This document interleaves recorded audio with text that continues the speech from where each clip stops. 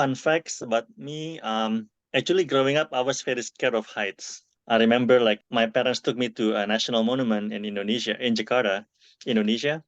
I couldn't even stand up. I was just like sitting down because I was too scared of heights. But when I was working my first job, I have to go climb the tower for the airport. At first, I was scared, but then after I did it once, the second time was not too bad. Now, I mean, like every chance I have an opportunity, I always climb to see the view from up there. I had a chance to work on the Bay Bridge, so I climbed the tower almost every day when I was working there, and I really enjoyed the view and also the work. Is there one most memorable project that you worked on? The number one is that, yes, I built my own house. We built a hillside house for our families. That is really fulfilling my promise when I was 12th grade.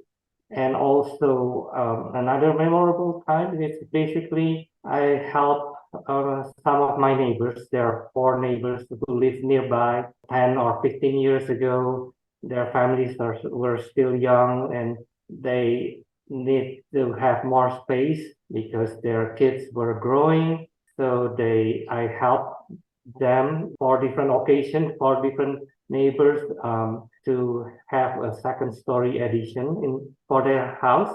Yeah, I think I would like to add also like this more like personal, but I think like integrity, having integrity as an engineer, so that you can be trusted. I think that's the very important quality. I heard like some engineers could be bribed, like to do things that will result in like could be like disastrous. This is actually my personal experience. I was working on the project. I did calculations, by the way.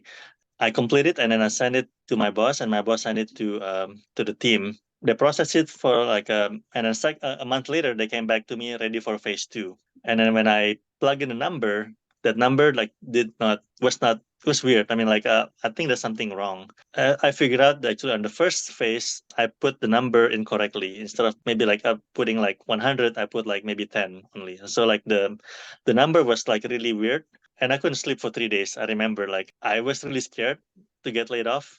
Like if I told my boss like what if like I did this mistake, but then after like think about it and all that, I just had the courage to tell my boss. I told him like I made a mistake on my first on the first phase, and my boss was, of course, he was not happy. Yeah, but he was like really disappointed, and he told me like well, it just cost at least $10,000 and also like a month delay on the project. But after I told him, I felt relief. And my boss also told me that he's so thankful that I told him this right now before it's too late. I mean, he said like I rather like lost money and time, but we knew we did the right thing.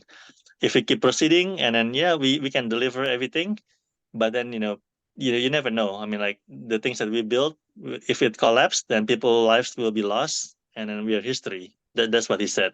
So I kept that advice for him. Like, so no matter what the cost, I like if I did wrong, I admit it, and I'm glad for that experience. We're going to wrap it up, and that concludes our October guest lecture. Thank you so much for coming, and we really hope that you enjoyed this guest lecture and learned something new today.